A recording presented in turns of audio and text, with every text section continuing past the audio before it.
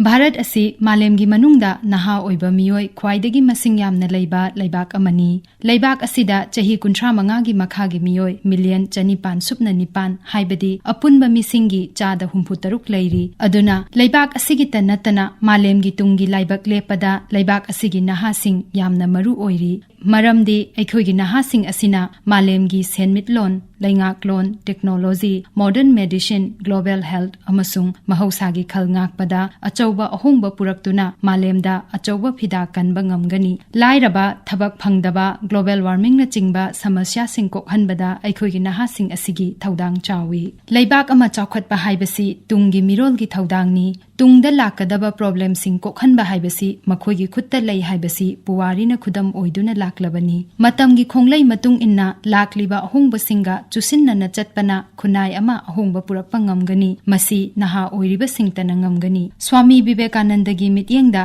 नहासिंग असि हौखिबगी मतिक मंगाल अमसुंग मपाल नाइद्रबा तुंगलमचट अनिगी लंगदाइनी शक्ति खुदिंगमक नहासिंग असिदा लै शक्ति असिबु सिजिन्नदुना खुदिंगमक तौबा ngamgani हाइबसी महाकी थाजबनी वाखल असिमक अखोइगी नहासिंग असिदा लैरी मसाना मसाबु थाजरबतदा मांगलोमदा चंगसिनबा ngamgani नहासिंग असिगी मरु ओइबा कया असिगी येंगदुना प्राइम मिनिस्टर नरेंद्र मोदी न लुचिंगबा लैंगाक असिना यूनियन बजेट इंग्लिसिंग अनि कुलहुमदोय कुनमरीदा पीएम कौशल विकास योजना 4.0 हाइदुना नहासिंगदा स्किल डेवलपमेंट मसाना मसाबु थबक पिजबा यानबा स्टार्टअप न चिंगबा थौरांग कया पाइखटली मसिदा सुनतना Agniveer scheme Khelo India TOPS हाइबदी टारगेट ओलंपिक पोडियम स्कीम एक्लबिया मॉडल अमसुंग सैनिक नेशनल एजुकेशन पॉलिसी NEP इंग्लिसिंग अनि कुनगी मखादा खुमांग चाउसिन्ना मही मसिंग तंबा ngamnaba थौरांग कयासु पाइखटली स्पोर्ट्स एंड यूथ अफेयर्स की बजेट की सेनफम लुपा करोड़ 3,434.2 दा हेनगल हंदुना लैबाक असिना नहा ओइबसिंगदा अखन्नबा मियेंग थमली हाइबदु ताकली होंगलकलिबा फिबमगी येंगदुना नहा सिंगना मसागी फिरेप मनिंग तमना लौजबा याबा असिसु पॉलिसी असिगी सरुक अमनी इंडिया के प्रेसिडेंसी मखादा G20 मिफम पांगथोकपा असिना लैबाक असिगी नहासिंगदा अचौबा अहोंगबा अमा पीबा ngamlagani वाराणसी हिंदू यूनिवर्सिटी ना युम्बु ओइदुना G20 समिट की सरुक अमा ओइना पांगथोकिबा Y20 समिट ता मालेमगी अखंग अहिसिंग वारेप लौबा ngamba लुचिंगबसिंग G20 की मेंबर डेलीगेट अमसुंग अतिथि लैबाक कयादगी लाकपा मिहुतसिंगना सरुक याखिबा मिफम अदुना नहा ओइबसिंगी पुकनिंगदा अचौबा इनोट अमा पीदुना मखोय मसाबु तसेंगना अहोंगबा पुरक्पा ngamba मिसक सिंगनी हाइना खंगजबा ngamhalle Youth for Life हाइबा थीमदा पांगथोकिबा मिफम अदुना स्कूल तमलिबा महैरोय सिंग फावबा मखोइना खुनागी लुचिंगबा ओइरकनी हाइबगी आशा लैहल्ले तुंगदा करी ओइरकनी खंगदबा अमदी वाखलना लांबा फंगदबा कयागी सोल्यूशन पुथोकनबा लंबी Y20 मिफम अदुना थीबा ngamhalle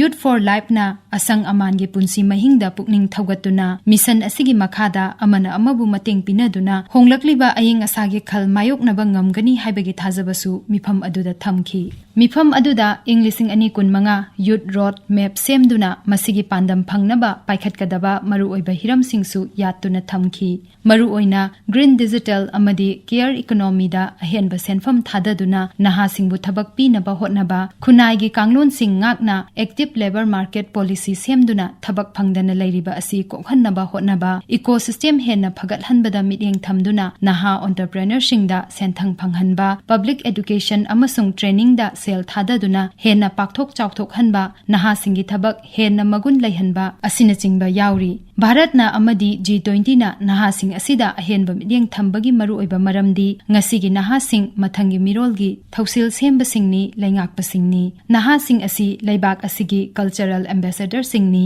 अखोइगी इनाक खुल्लबा चटनबी सिंगी लमयानबनी भारत की फगलअगलिबा सेनमिटलोन अमदी चौखट लंबेल असिदा लैबाक असिगी नहा सिंगी अचौबा थौदांग लै नहा सिंगना अतेनबा मतमगी मनुंगदा लैबाक असिबु मालेमगी मांगजिन थाना पुबा ngamgani हाइबसी प्राइम मिनिस्टर नरेंद्र मोदी की थाजबनी हौखिबा चही 60 रोम अखोइना थबक फंगदबा लाइरबा सेंजा थुमजा महै मसिंग हैतबा अमदी हिंसा थेंगनदुना लाकली अदुबु हौखिबा चही खरा असिदा लैबाक असिना लम खरदा फिबम फगलकली ह्यूमन कैपिटल इंडेक्स दा 113 वर्ल्ड हैप्पीनेस इंडेक्स दा 194 ह्यूमन डेवलपमेंट इंडेक्स दा 138 जेंडर डेवलपमेंट इंडेक्स दा 194 दा काखलकपा ngamle फिबम असि हेना फगलहनगे हाइरबदी लैबाक असिगी नहा सिंगना मांगजिल थाना चोंगथोरक्तुना लैबाक असिना थेंगनरिबा खेतनबा कया असि मायोकनबा मथौ तारी ꯃꯅꯤꯄꯨꯔꯒꯤ ꯑꯣꯏꯅ ꯊꯕꯛ ꯐꯪꯗ꯭ꯔꯤꯕ ꯅꯍꯥ ꯂꯥꯛ 9 ꯍꯦꯟꯅ ꯂꯩꯔꯤ꯫ ꯄꯦꯔꯤꯌꯣꯗꯤꯛ ꯂꯦꯕꯔ ꯐꯣꯔꯁ ꯁꯔꯚꯦ ꯏꯪ 2012-13 ꯒꯤ ꯃꯇꯨꯡ ꯏꯟꯅ